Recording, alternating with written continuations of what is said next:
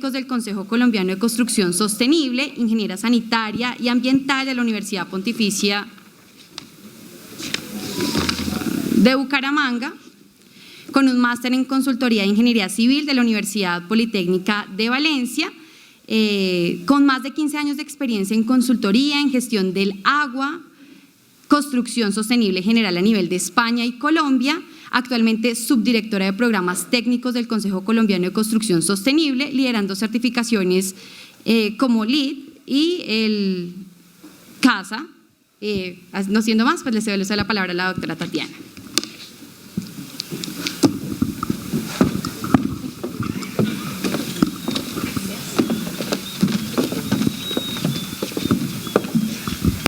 Bueno, muy buenos días. ¿Hay opción de uno inalámbrico o no? Es que prefiero…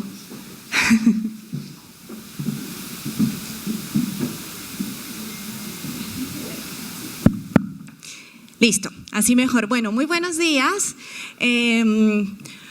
Bueno, muchas gracias por esta invitación. Para el Consejo Colombiano de Construcción Sostenible, pues es muy importante conocer a los distintos actores de la cadena de valor y realmente, pues yo no había tenido la oportunidad de hablar con ustedes. Entonces, pues muchas gracias por recibirme el día de hoy. Yo te voy avisando. Bueno. Bueno, entonces, como mencionaban, yo soy Tatiana Carreño, soy subdirectora de programas técnicos en el Consejo. No sé si ustedes conocen quiénes somos, el Consejo Colombiano de Construcción Sostenible. ¿Alguien sabe quiénes somos? ¿Quién es esta organización? Totalmente nueva. Bueno, algo hemos hecho mal porque ya llevamos 16 años pues de creados. Y si quieres darle porfa a la siguiente. Somos una organización privada sin ánimo de lucro que reunimos a los distintos líderes de la cadena de valor para trabajar en esta transformación de este entorno construido, tanto nuevo como existente, en ese concepto de sostenibilidad integral. ¿Vale? Entonces tenemos una serie de miembros en diferentes pues zonas del territorio nacional, alrededor de ya estamos como entre 190 miembros, constructores, operadores, propietarios, universidades, bancos, etcétera, pues hacen parte de nuestra red de miembros. Y en ese trabajo pues tenemos distintas iniciativas, trabajamos en temas de política pública, de financiamiento, de articulación, de capacitaciones, etcétera. Entonces, bueno, un gusto conocerlos y pues ojalá sigamos más adelante conversando. Si quieres, dale porfa a la siguiente. Y bueno, para hablar un poco de construcción sostenible, primero pues miremos un poco como estas noticias y seguramente ustedes habrán visto distintas noticias asociadas a temas de cambio climático y también asociados a temas de, una preocupación por… ¿Será que nuestros edificios o nuestros espacios están preparados para enfrentar ese cambio climático? De hecho, hemos visto también noticias de que se cae una ventana por tema de vientos fuertes, que tenemos de repente inundaciones y pues temas de infraestructura que no están del todo preparadas para recibir todo este tipo de lluvias y bueno, como cosas que están cambiando la forma en la que concebimos como estos espacios, ¿cierto? Si quieres, dale porfa a la siguiente.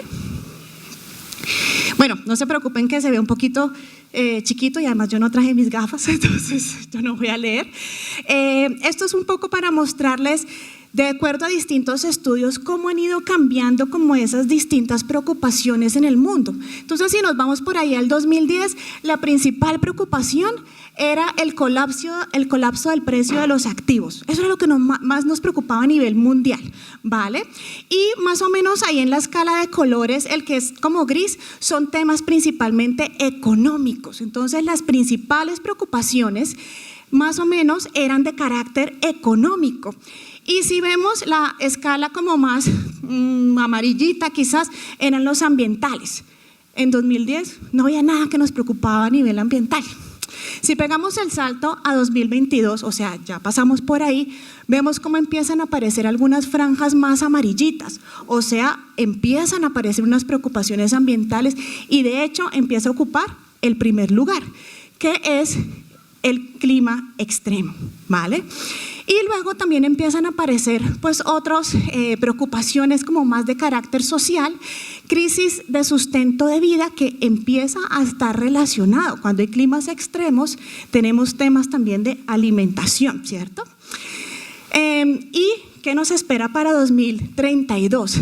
Vemos que más de la mitad de esa franja son temas ambientales y uno de los críticos es que la preocupación es que habremos fracasado en evitar este cambio climático, ¿vale? Eso es lo que está como en esa priorización. Luego tenemos clima extremo, pérdida de la biodiversidad, que por cierto aquí Cali va a albergar uno de los eventos más grandes a nivel de biodiversidad, que es la COP16, crisis de recursos naturales, daño ambiental humano, y luego pues ya empezamos a ver que económicos no hay ni una de las preocupaciones como prioritarias, ¿vale?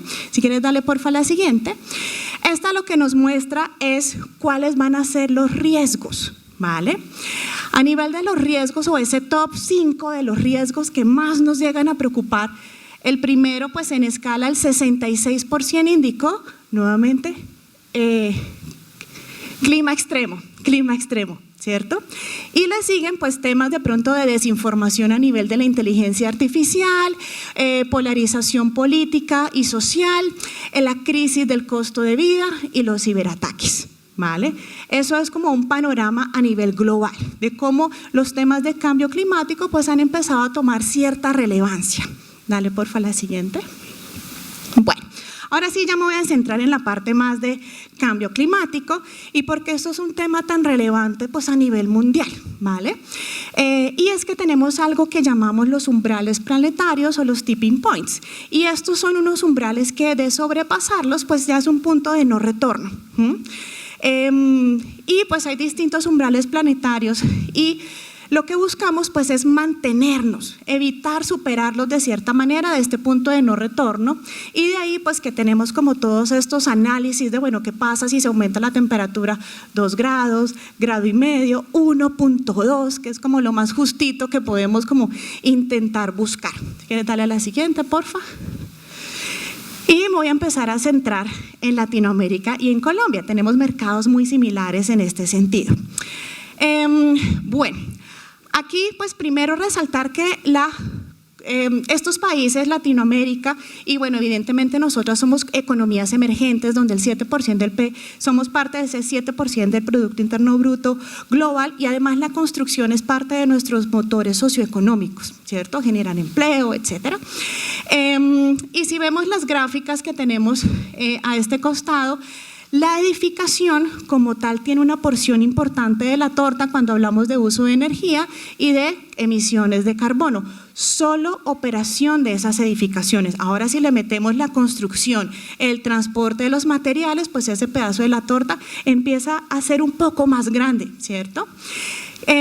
Si comparamos las emisiones de Colombia y de Latinoamérica con el resto del mundo, sí son menores, ¿sí? Porque nuestra matriz energética es un poco más limpia, pero eso también nos hace más vulnerables al cambio climático. ¿Qué es lo que tenemos ahorita con el tema de agua? ¿Tenemos mucha o poca? Hay días de mucho, hay días de poco, pero claro, cuando tenemos, digamos que estuviéramos en época de lluvia intensa, ¿qué pasa? Pues no tenemos infraestructura preparada, ¿cierto? Deslizamientos, etcétera. Cuando hay poca, que es donde estamos ahorita, no solo tenemos crisis de agua, sino también de energía, porque nuestra energía viene principalmente de las hidroeléctricas. Eso nos hace altamente vulnerables a ese cambio climático. ¿Listo? Y tenemos un bajo crecimiento en generación fotovoltaica. Si quieres darle porfa a la siguiente. Y bueno, el reto es grande porque lo que se va a construir o lo que vamos a necesitar para 2050 no lo hemos empezado a construir. O sea que todavía, mucho el camino que tenemos a nivel del sector de la construcción es largo. ¿Que estamos viviendo ahorita mismo una desaceleración? Sí, es clara. No habíamos tenido una reducción de tantos metros cuadrados en solicitud de licencias desde hace años. Pero vamos a tener que recuperarnos y pues continuar con toda esta actividad edificatoria. Entonces vamos a resumir todos estos retos. a nivel pues, del entorno construido. El panel intergubernamental de cambio climático dice que tenemos hasta 2050 para limitar el calentamiento global a menos de 1.5 grados centígrados, ¿vale? 2050 parece lejano, pero realmente no lo es tanto, porque todo esto es una transición. De un momento para otro no vamos a ser limpios, sin emisiones. No, eso es todo un proceso de transición. El entorno construido es responsable del 38% de las emisiones de CO2, ¿vale? Para 2050, como les mostraba, se proyecta que el stock de edificaciones en el mundo pues, se va a tener que duplicar y hay 4.000 millones de personas que son vulnerables a los impactos del cambio climático. Esto no es algo que está tan lejos de nosotros. Colombia ya ha tenido poblaciones con desplazamiento por el cambio climático, porque la costa pues ya no es la costa que teníamos hace 20 años, ¿cierto? Si quieres darle a la siguiente, porfa. Entonces, bueno, todo ese contexto como tan dramático, pero real, es porque pues, el mundo le apuesta a la sostenibilidad, ¿vale? Y de ahí que tenemos como unos objetivos de desarrollo sostenible y unas iniciativas, y Colombia tiene unos COMPES, y los distintos países se reúnen cada tanto para hablar de cómo vamos con estos objetivos de desarrollo sostenible. La construcción le aporta a 12, la construcción sostenible le aporta a 12 de esos 17 objetivos de desarrollo sostenible. Entonces vemos salud y bienestar, vemos por ejemplo energía asequible y no contaminante, acción por el clima, producción y consumo responsable, etc. Esa sí no se ve nada, pero bueno, yo les cuento. ¿Y por qué es importante la construcción sostenible? Yo les voy a mostrar un poco más adelante distintos estudios en los que hemos participado y hemos realizado de por qué es rentable, por qué es responsable, porque es positivo para las personas cuando ustedes están en un espacio confortable. ¿Será que son más productivos? Hombre, que sí. Si yo estoy en un espacio con mucho calor, me da sueño, ¿no? Pues creo que a todos les puede pasar algo similar. Entonces, temas de productividad tienen mucho que ver con la construcción sostenible, el aporte a las metas del cambio climático, temas importantes, la resiliencia, la adaptación, evitar estar en riesgo. Ya les voy a mostrar algunas encuestas que realizamos, qué opinan las personas frente al tema del riesgo, la rentabilidad para los inversionistas, ya ahorita vamos a hablar un poquito más de esa parte, el cumplimiento con estándares corporativos y esos reportes de pronto de sostenibilidad corporativa y la alineación con los temas de política pública. Si quieres, dale porfa a la siguiente. Bueno, esto es como un poquito una línea de tiempo hacia adelante de cómo ha sido el camino de la construcción sostenible. En Colombia, más o menos desde el 2007-2008, tenemos el primer proyecto que se registró en un sistema de certificación en construcción sostenible. Entonces, más o menos por ahí es el nacimiento de ese movimiento en Colombia, ¿vale? Y de ahí en adelante pues hemos emprendido un camino hacia la sostenibilidad, ¿vale? Más o menos con corte a 2023, el 20% de los metros cuadrados licenciados en Colombia se registraron en algún sistema de certificación, ¿vale? A 2030 nuestra expectativa, ya les voy a comentar a qué se comprometió Colombia, pero nuestra expectativa es tener ese camino pues muy avanzado hacia neto cero carbono y hacia adelante buscar proyectos regenerativos, o sea, que le devuelvan a la comunidad, que le devuelvan al ecosistema. Esta sí es la línea de tiempo ya de Colombia con fechas y pues muy alineada al tema de política pública, no se las voy a leer tampoco al detalle, pero básicamente resume cómo Colombia ha adquirido ciertos compromisos y estoy hablando como país, no como sector. Como país nos hemos comprometido a reducir las emisiones de carbono pues a la atmósfera. Y en ese compromiso, ¿qué hemos hecho desde el sector construcción? ¿Vale? Desde el sector construcción, en 2022 se lanzó la hoja de ruta nacional de edificaciones neto cero carbono. Esa hoja de ruta dice qué es lo que tenemos que hacer todos los actores para aportarle a las metas que tenemos como país. ¿Vale?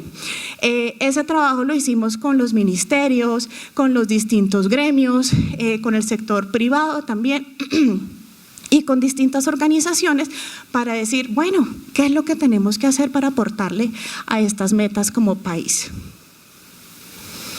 Bueno, acá se las presento, si no la conocían, es un documento bastante robusto, bastante interesante, si quieren, bueno, no sé si lo logran, pero ahí en el código QR lo pueden descargar y si no, pues lo encuentran porque el documento es público, tanto en la página del ministerio como en la página nuestra, ¿listo? Si quieres, avancemos, ¿no? Esperen. Igual, sí, luego se los puedo compartir también, no hay ningún problema porque les voy a compartir varios QRs, entonces… de pronto ahí se me quedan, si quieres dale porfis. Bueno, esta parte es importante, ¿no? ¿Qué es una edificación neto cero? No sé si el término lo habían escuchado antes, pero les voy a leer la definición que se hizo junto con el comité asesor del proyecto, o sea, no me la inventé yo. ¿Vale? Es una edificación altamente eficiente y resiliente al cambio climático que en su ciclo de vida e interacción con el entorno genera bienestar a sus ocupantes y un balance neto de emisiones de carbono igual a cero. ¿Vale? O sea que no estamos únicamente hablando de consumo de energía, estamos hablando también de bienestar a las personas, porque cuando hablamos de eficiencia, pues no podemos consumir menos energía sacrificando la calidad de vida de las personas. O sea, si ahorita dijéramos, vamos a ahorrar, apaguemos todas las luces, no nos estaría funcionando, no es eficiencia real, ¿vale? Porque estaríamos sacrificando calidad. También otro aspecto importante es ciclo de vida completo. Lo que se construye mal hoy va a operar mal ¿cuánto? ¿60 años? ¿Más? Entonces hablamos de todo ese ciclo de vida completo y eso, un edificio que se construye de forma ineficiente pues va a tener una pésima operación a nivel de los términos de eficiencia, o sea va a consumir mucho más recursos que los que pues si se hubiese hecho muy bien el trabajo pues consumiría muchos menos. Interacción con el entorno, el tema de biodiversidad que hoy día está en boca de todos, pues eso también es algo que desde esta definición intentamos cubrir. Si quieres darle porfa la siguiente. Bueno, yo les decía que todo esto es una transición, ¿cierto? ¿Qué definimos en la hoja de ruta nacional de edificaciones neto cero carbono? Que a 2030, y voy a leerles únicamente edificaciones existentes, para 2030 tenemos una reducción mínima del 30% del carbono operacional. Ese es el carbono que se genera por toda la operación de un edificio, prender las luces, descargar un sanitario, usar un ascensor, botar basura, todo eso tiene un carbono operacional asociado a la energía que se consume para generar ese proceso, ¿vale? O sea que para 2030 hay que reducir eso en un 30%. O sea, todo ese stock de edificaciones existentes tienen que hacer algo para que a 2030 logren esa reducción. Para 2040 la reducción es del 70%. Casi que estamos viendo edificaciones pues autosostenibles, que que generan su propia energía y que son muy eficientes, etcétera. Y para 2050, 100% de reducción. O sea, en 2050 es que hablamos de edificaciones neto cero. ¿Listo?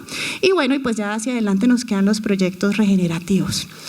¿Ustedes cómo ven esa parte de edificaciones existentes a 2030? Una reducción en todo lo que tiene que ver con ese consumo de energía, de residuos, de agua y de todos los procesos que son necesarios para operar una edificación.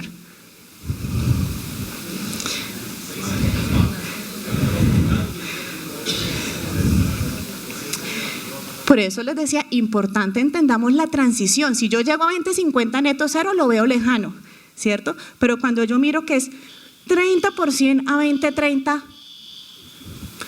¿y evacuamos? ¿No? Ah, bueno.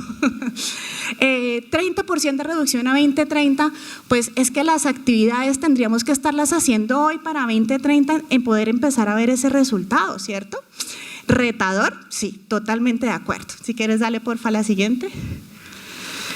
Entonces, volvamos a hablar de la construcción sostenible y pues ¿qué ha hecho posible como ese movimiento? Nosotros pues que ya llevamos un tiempo trabajando en todo este proceso de transformación de la construcción, hemos encontrado que existen dos fuerzas importantes cuando hablamos de la construcción sostenible. Hay una fuerza que jalona, ¿vale? Que atrae, que son las motivaciones. ¿vale? Cuando un proyecto, un desarrollador, un propietario, etcétera, decide el camino de la sostenibilidad, eso hace que sus proveedores, ¿no?, sus fabricantes, sus contratistas, pues tengan que coger el mismo camino, porque si yo quiero que mi proyecto sea sostenible, pues tendré que tener insumos también que tengan ciertas características de sostenibilidad, diseños que tengan características de sostenibilidad, operación y así sucesivamente, ¿cierto? Entonces jalono el mercado, ¿listo? Y luego hay otra fuerza que es muy importante, que son los movilizadores. ¿Por qué digo que es muy importante? Porque es la fuerza que empuja esa construcción sostenible. ¿Qué son esos movilizadores? La política pública. Ya cuando nos obligan a que seamos sostenibles, pues ya lo hacemos, ¿no? Porque pues ya es lo mínimo, ya como mínimo cumplo lo legal, ¿cierto? Luego hay otro movilizador importante que es el sector financiero y asegurador. Este específicamente ha hecho posible que en Colombia que la construcción sostenible aumente. Porque tenemos tenemos 6 bancos que hoy día ofrecen créditos con beneficios a los proyectos que buscan, por ejemplo, una certificación en construcción sostenible. Bancos que ofrecen también créditos hipotecarios con beneficios para aquellos compradores que adquieren vivienda sostenible y así sucesivamente. Eso nos ayuda a atravesar la barrera del costo. Y a nivel, perdón que me lo salté en política pública, pues también tenemos incentivos tributarios asociados a temas de construcción sostenible. Eso ha hecho posible que sea rentable la construcción sostenible, que de hecho no cueste más construir sostenible. Los sistemas de certificación, ahorita voy a hablarles un poquito, también tenemos un estudio de uno de los sistemas de certificación en construcción sostenible. En Colombia hay varios, no sé si alguno conoce alguno de los sistemas de certificación en construcción sostenible, si les suena de pronto la certificación LEED. Esos son de otro tipo, no necesariamente en construcción sostenible, eso es un estándar de muchos temas, pero LEED se enfoca en construcción sostenible únicamente. EDGE, ¿les suena EDGE? Casa Colombia. Bueno, esas son las 3 más utilizadas en Colombia a nivel de estos sellos de certificación y esos también han movilizado la industria y cada vez más pues los proyectos están optando por esas certificaciones. Y por último, y ahí me quedó movido, no sé, cuando se pasó de pronto se me movió, los temas ESG o de asuntos ambientales, sociales y de gobierno corporativo, porque a mis partes interesadas, a mis inversionistas, a mis accionistas, etcétera, les interesa saber que su inversión está asegurada y está yendo a temas pues que son sostenibles. Y el usuario final, cada vez tenemos usuarios finales más conscientes y sensibles, si quieres pasa a la siguiente. ¿Cómo lo vemos? Bueno, mentira, lo vamos a ver un poco más adelante con unas encuestas. Voy a detallar un poquito los beneficios percibidos de la construcción sostenible. Estas son las distintas motivaciones. ¿Por qué yo voluntariamente quiero hacer una edificación sostenible? Pues hay razones ambientales, hay razones comerciales y hay razones sociales. Puede ser porque quiera llegar a clientes, ¿no? Clientes especiales, clientes extranjeros, etcétera, porque me interesa ahorrar en los consumos de agua y de energía en todos los años de operación, porque me interesa que la gente sea productiva y si está en un espacio confortable, pues es más productiva. Entonces, esas son como razones como más comerciales y económicas. Ambientales, bueno, claramente vamos a consumir menos agua, menos energía, etcétera. Y a nivel social, pues vamos a promover espacios con salud y bienestar. Esas son algunas de las motivaciones, si quieres dar a la siguiente. Esto es un estudio, no es nuestro, sino que es un estudio a nivel mundial del Dodge Data and Analytics en el 2021, donde distintos países se hicieron unas distintas encuestas y, por ejemplo, en el caso de Colombia, el 71% de los encuestados respondió que el principal beneficio de la construcción sostenible era mejor salud y bienestar de usuarios y ocupantes. Claro, en el contexto en el que estábamos en aquella época, ¿alguien lo recuerda? Estábamos en pandemia. Pospandemia. Entonces, eso nos trajo también como una mayor conciencia frente a los temas de salud y bienestar. ¿Qué tenían que hacer los proyectos que querían abrir después de la época de cuarentena? Tenían que hacer varias cosas, pero uno de los temas obligatorios era ventilar. Espacios cerrados pues son espacios que pueden generar pues una concentración de contaminantes, incluyendo pues temas contagiosos, ¿cierto? Y luego el siguiente beneficio son menores costos operativos. Aquí vemos como una variedad a nivel de los distintos países, pero para Colombia estos dos son los principales. Bueno, ahora hablemos un poquito de esa propuesta de valor o esa promesa de valor de la construcción sostenible. Esto tampoco es un estudio nuestro, es un estudio del Consejo Mundial de Construcción Sostenible. Nosotros pertenecemos al Consejo Mundial y pues buscamos como, bueno, ¿cuál es ese caso de negocio de la construcción sostenible? ¿No? Pongámosle números. Encontramos claramente que sí, hay una reducción de los costos operativos de los proyectos sostenibles, hay una mitigación del riesgo, ahorita vamos a hablar un poquito también de esto, va a haber una protección de la inversión, ya lo hemos hablado también, beneficios a los ocupantes a nivel de productividad y bienestar. Va a tener un mayor valor de los activos en relación con el desempeño y la expectativa. Vamos a tener acceso a financiamiento para construcción sostenible, como los bonos verdes. Y pues vamos a entender ese rol amplio de los negocios a través de los compromisos o de los asuntos ambientales, sociales y de gobierno corporativo. Entonces les voy a anunciar ahora algunos de estos beneficios un poco más puntuales, no los voy a barrer todos porque es demasiado largo, pero si gustan pues yo lo escribí en un artículo y se los puedo compartir en la revista Integra del 2022, si quieres pasa porfa y se los voy a leer. Entonces, cuando yo hablo de mayor acceso a financiamiento, ¿qué tenemos? Y esto es a nivel mundial. Que los edificios sostenibles tienen menores riesgos reputacionales. ¿Eso qué es? Pues que hoy día nadie quiere asociarse a algo que no sea sostenible, ¿no? En distintas escalas, ¿vale? No sé si a ustedes les pasa cuando van de pronto a como a un supermercado y les dicen, ¿le facturo bolsa? ¿Ustedes qué dicen? Y les da como pena, bueno, nos da como pena, ¿no? Y sacamos, no, yo cargo mi bolsita de tela y si no la cargo le cuento la historia de por qué no la eché, porque nos da pena. Y eso ahora multiplíquenlo a nivel de las organizaciones, ¿vale? Ese es el riesgo reputacional, yo no me quiero asociar con alguien que sea insostenible, ¿listo? Los bancos ganan acceso a nuevas fuentes de capital, lo que les permite ofrecer financiamiento e hipotecas para la construcción sostenible. Eso lo estamos viendo en Colombia. Está llegando distintas fuentes de financiamiento, pero tiene que ir a inversiones sostenibles, ¿vale? Eso es lo que nos dice también la taxonomía verde colombiana. ¿Dónde podemos invertir ese dinero asociado a sostenibilidad? Y eso pues trae mejores tasas. Los bancos están impulsando tanto el lado de la oferta como el de la demanda, lo que atrae a los desarrolladores a hacer edificios sostenibles que generen el interés de los clientes. Y los edificios bajos en carbono son uno de los 8 sectores aceptados bajo la taxonomía de bonos verdes, que esto es también a nivel mundial, pero en el caso de Colombia que tenemos nuestra propia taxonomía, así es, ¿vale? Si quieres pasa a la siguiente. Aquí también se me movió un poco, perdón. Mayor valor de los activos. Veamos, ejemplos. Los inversores internacionales ahora demandan edificios con certificaciones en sostenibilidad. Sí. De hecho, esa fue la razón por la cual en 2008 se registraron los primeros proyectos en Colombia, porque venía de una directriz internacional que listo, yo pongo plata, pero tiene que ser sostenible. Y en ese entonces tiene que ser LEED, que fue así como llegó acá, ¿vale? Y ahora pues hay más certificaciones. La certificación sostenible puede ayudar a aumentar las tasas de ocupación al atraer a más inquilinos rápidamente. ¿Lo hemos visto?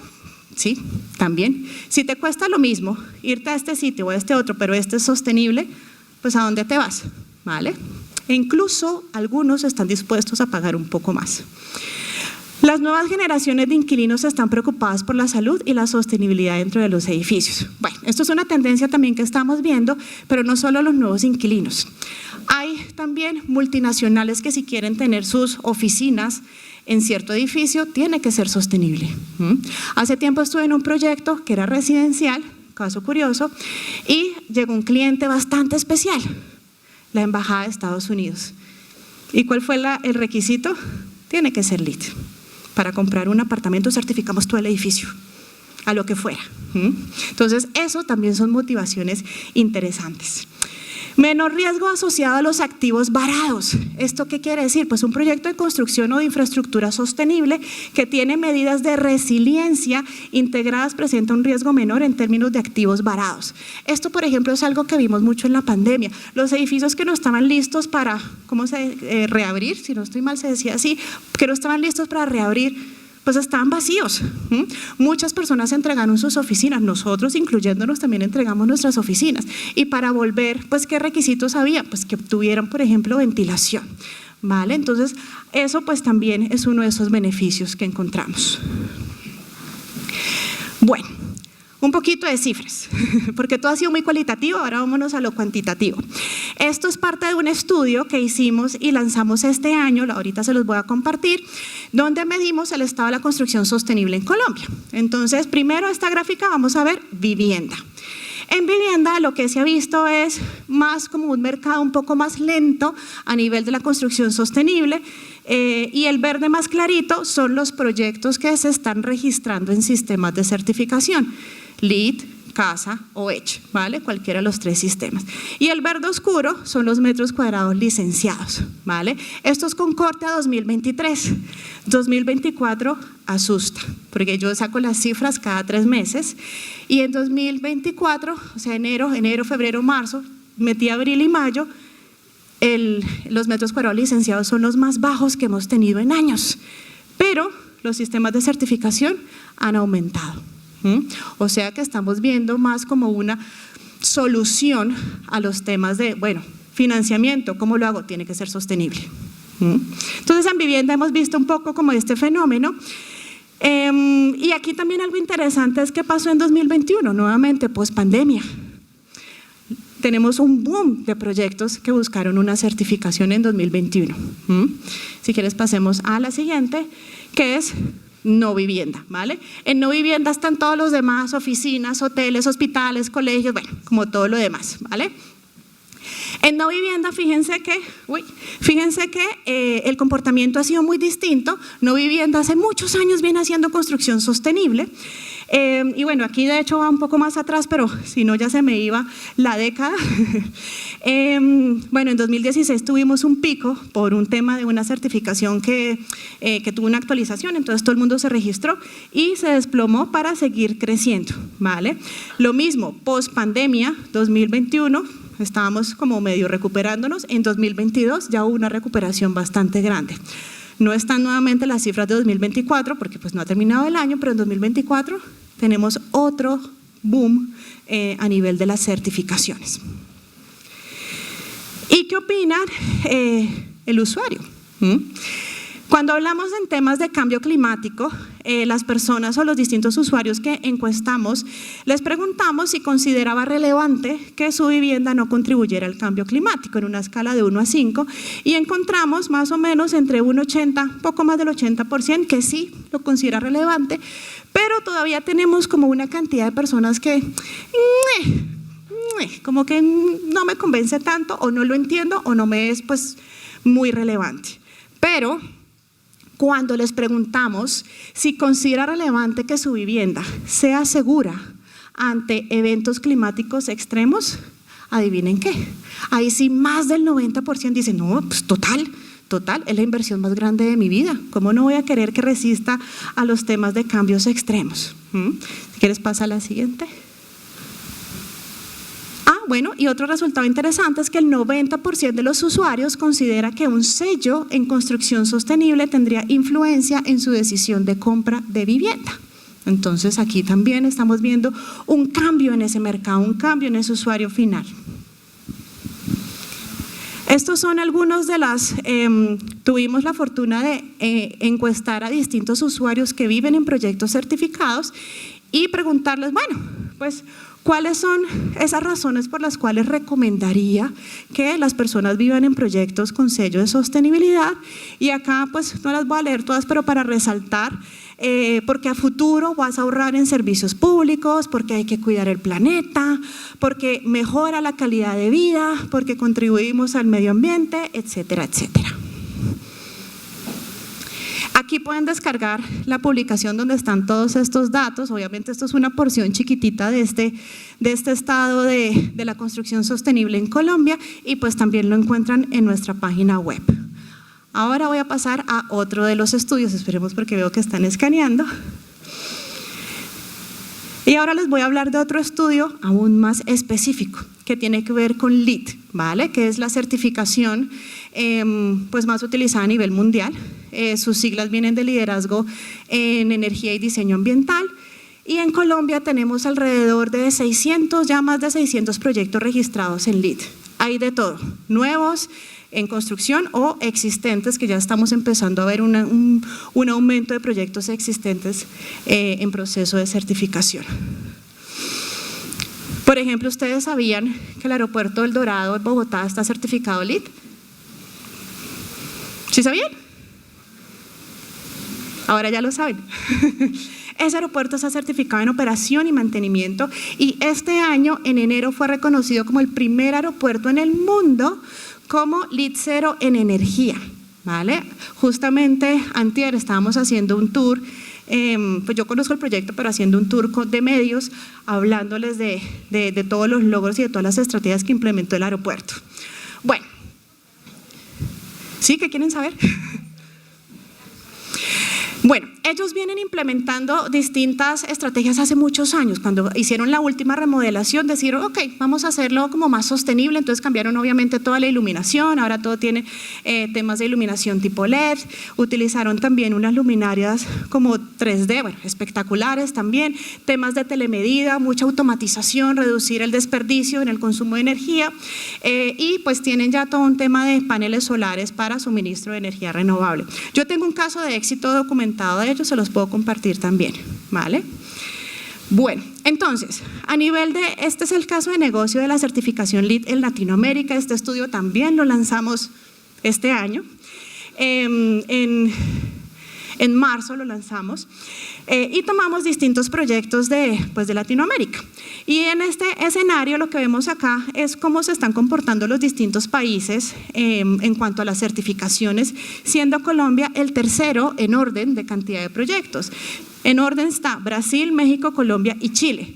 Ahora, Brasil es un mercado gigante, México también es un mercado muy grande. Que Colombia esté de tercero también, pues es un buen indicador de cómo estamos respecto a Latinoamérica. Y solo en esos 4 países concentramos más del 75% de todos los proyectos registrados en Latinoamérica. ¿Cuánto cuesta? ¿Cuánto cuesta certificar un proyecto? Estas son cifras únicamente de proyectos nuevos.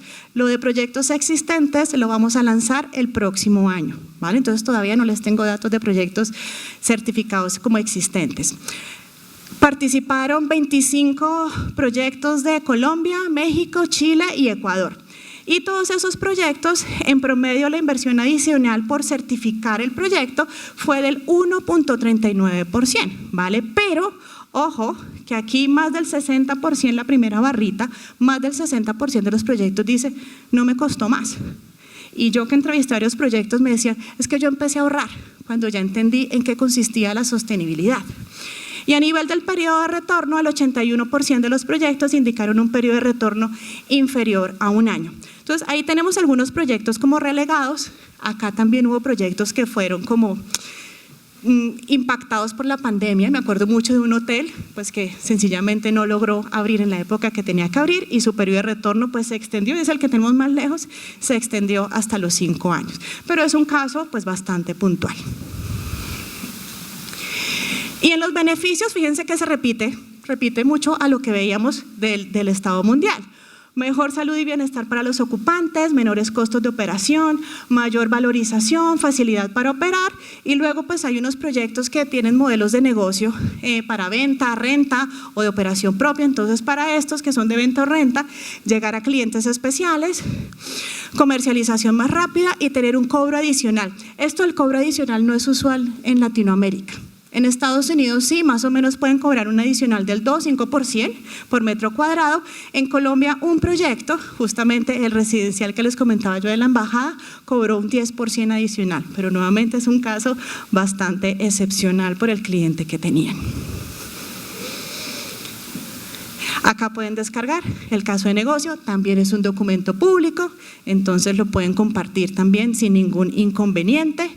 Y ahí pues van a encontrar muchos más datos que los que les traigo hoy porque pues no los quería llenar de tanta información. Entonces ya vamos a pasar un poquito a la conclusión de esta intervención. Si quieres, esperemos un momentico. Bueno, si quieres, dale ya. ¿Cuáles son entonces las grandes tendencias a nivel global? Hay 4 temas fundamentales. Resiliencia, ¿vale? Hay que adaptarse a todos los cambios. Estamos buscando también proyectos y estamos viendo proyectos que mejoran la capacidad de adaptación. Esto es algo en lo que todos están trabajando. Fabricantes, constructores, diseñadores. Integración de riesgos climáticos a los proyectos e integración de soluciones basadas en la naturaleza a los proyectos. Esto es algo también a nivel de política pública que próximamente ustedes van a ver, ¿vale? Bienestar y equidad social, priorización de las personas y generación de un impacto positivo en la calidad de vida. En carbono neutralidad, pues ya se los mostré en toda la primera parte de la presentación, se están priorizando soluciones pasivas a temas de ventilación natural, de luz natural, proyectos altamente eficientes, materiales con bajo contenido de carbono embebido y finanzas climáticas, la financiación como gran movilizador del cambio. Y ya para cerrar, unas cifras de cómo, esto es el cierre del año pasado, cómo cerramos a nivel de estos distintos temas. Ya les comenté que el 20% de los metros cuadrados licenciados para construcción sostenible pues están buscando un sello, ya sea LEED, CASA o EDGE, pero como la primera mitad del año, creo que junio no lo alcancé a incluir, es del 40%, ¿vale? Avance en política pública, tenemos un marco normativo favorable, pues ya de entrada Colombia se comprometió y somos firmantes de distintos compromisos, así que hay un marco favorable para la construcción sostenible. Y pues tenemos la hoja de ruta nacional que también ya se las compartí. A nivel de la transformación de las empresas, 70% de las empresas de la cadena de valor tienen áreas de sostenibilidad, eso hace años no existía. Un director en sostenibilidad. El otro día conocí, no, es que yo soy el líder de cambio climático de la empresa. Vea pues, qué bueno. 86% de las empresas de la cadena de valor que hemos entrevistado tienen encargados de sostenibilidad en cargos directivos. A nivel de incentivos tributarios, más de 900 certificados favorables, nuevamente con corte a 2023, por gestión eficiente de la energía, lo que representa ahorros de 100.000 millones de pesos y 3.500 por fuente de energía no convencional. En bancos, en liderazgo en finanzas climáticas, les mencionaba ya que tenemos 6 bancos con productos financieros con tasas preferenciales dirigidos a construcción sostenible y en emisión de bonos de construcción sostenible, más de 2.800 millones de dólares de bonos verdes destinados a la construcción sostenible en el país, lo que representa el 22% del total pues, de los bonos emitidos, lo cual también es un indicador bien interesante de la participación de la construcción sostenible. Y listo. Esa era como la parte de esta presentación. Tenemos tiempito para preguntas. No sé si les pueden dar.